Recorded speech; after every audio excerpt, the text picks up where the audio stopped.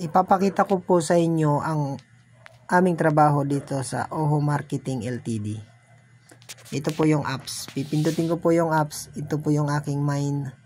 Andyan po yung aking kinita today na 2,030 at yung aking yesterday ay 1,603.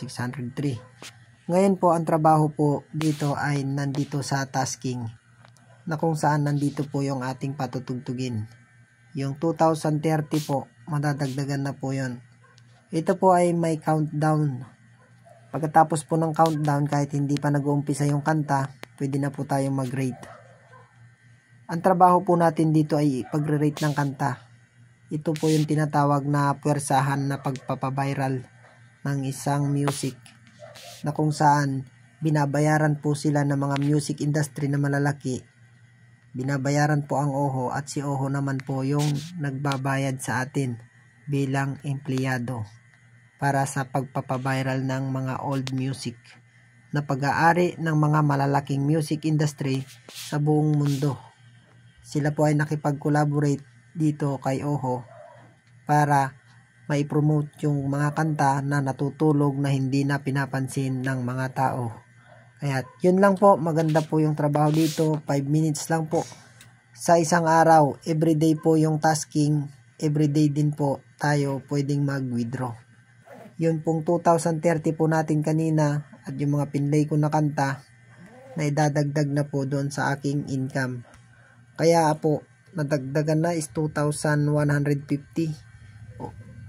Ito pa po yung ating tasking. Meron po ako natitira na 9 na kanta. Patutugtugin ko po yan mamaya pag bago mag alas 12 dahil darating na naman po yung new music pagdating ng alas 12 ng gabi. Yun lang po at marami pong salamat. Kita-kita po tayo dito sa Oho Marketing Ltd. Willing po akong tumulong para maipasok ko po kayo bilang isang regular employee. Pag nakapasok po kayo dito, mayroon po kayong magiging kontrata na 2025 hanggang 2028 na trabaho. Ang trabaho lang po ay through tasking lang po ng kanta. Hindi po ito mahirap na sa bahay lang kikita ka na. Kaya halina kayo, sumama na po kayo dito sa ating Oho Marketing Ltd. Nasa akin po yung link at isesend ko sa inyo at igaguide ko kayo para po makapasok kayo dito at makapag-invite din kayo ng mga taong nangangailangan ng medyo magaan na trabaho. Yun lang po at marami pong salamat. Ingat po kayong palagi. Dapat pinapagalaw lang